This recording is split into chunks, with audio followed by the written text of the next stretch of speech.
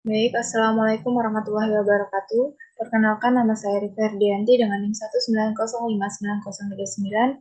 Pada pertemuan kali ini saya akan menjelaskan mengenai materi Green Supply Chain Management dalam mata kuliah Supply Chain Management.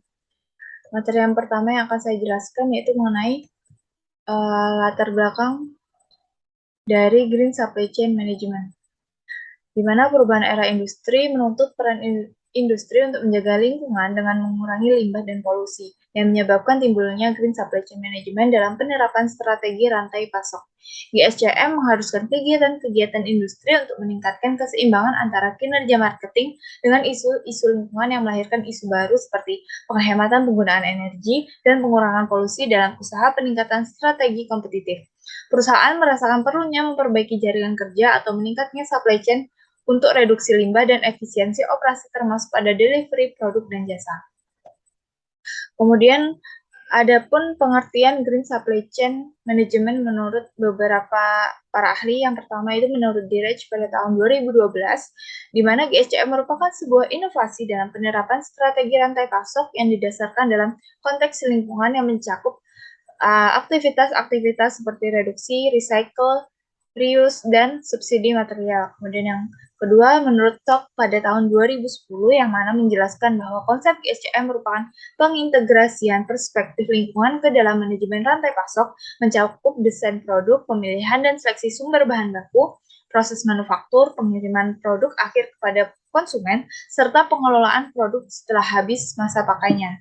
Sehingga dari beberapa pengertian tersebut dapat disimpulkan bahwa konsep GSCM didasarkan pada perspektif lingkungan, yaitu bagaimana mengurangi limbah dan dampak lingkungan yang diakibatkan oleh kegiatan rantai pasok perusahaan industri.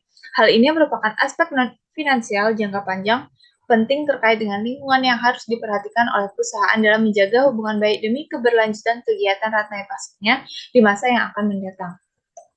Kemudian, ada pun tujuan dari Green Supply Chain Management, yang dimana tujuannya yaitu untuk mempertimbangkan pengaruh lingkungan dari semua produk dan proses, termasuk pengaruh lingkungan yang berasal dari barang atau produk, dan proses mulai dari bahan baku sampai dengan produk jadi, dan final disposal produk tersebut. Selanjutnya itu mengenai fungsi operasional dan aktivitas-aktivitas penunjang Green Supply Chain Management. Yang pertama itu ada pengadaan hijau atau Green Procurement, di mana pengadaan hijau adalah suatu solusi untuk mengantisipasi dampak negatif perubahan lingkungan, yaitu terdiri dari manajemen limbah seperti penggunaan kemasan yang dapat didaur ulang atau dipakai kembali. Kemudian yang kedua ada manufaktur hijau atau green manufacturing, yang dimana merupakan proses produksi dengan menggunakan input yang akan menghasilkan sedikit atau bahkan zero waste. Dengan begitu, akan menurunkan biaya bahan baku. Yang ketiga itu ada distribusi hijau atau green distribution, yang dimana kegiatan dalam distribusi hijau ini itu merupakan kemasan hijau menggunakan bahan yang ramah lingkungan dan logistik hijau yang meliputi penggunaan bahan bakar alternatif dan mendistribusikannya dalam jumlah yang besar. Yang terakhir yaitu ada logistik balik atau reverse logistik, yang dimana logistik balik ini merupakan proses mengambil produk dari konsumen akhir untuk tujuan meningkatkan nilai pembuangan yang tepat. Aktivitas yang dilakukan seperti pengumpulan, penyortiran, pemulihan, retribusi, dan pembuangan.